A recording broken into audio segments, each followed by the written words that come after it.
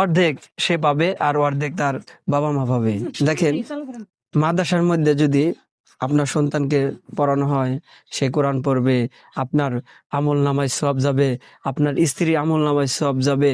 এবং যখন আপনি মারা যাবেন, আপনার সন্তান যদি আপনাকে জানাজা পড়াইতে পারে, দেখেন কত বড় নিয়ামত, কত বড় ভাগ্য। যদি আপনার সন্তান জানাজা পড়ানোর জন্য যখন খাটিয়াতে আপনাকে শুয়ে রাখবে, আপনার সন্তান যদি জানাজা পড়ায়, আপনার সন্তানের চোখের পানি বেয়ে বেয়ে পড়বে। চোখ বন্ধ করলে আপনার ছবি চোখে ভেসে উঠবে, আর চোখ খুললে দেখবে বাবার লাশ খাটিয়ার মধ্যে আছে। যখন সে জানাজার নিয়ত সানা দোয়া পাঠ করবে, আল্লাহ তাআলা তার চোখে যখন পানি আসবে, এই পানিটা যখন জমিনে পড়বে, জমিনে পড়ার পূর্বে আল্লাহ তাআলা তার গুনাহগুলো মাফ করে দেবেন। এ পৃথিবী থাকার জায়গা না, আমাদেরকে চলে যেতে হবে। কখন? কেউ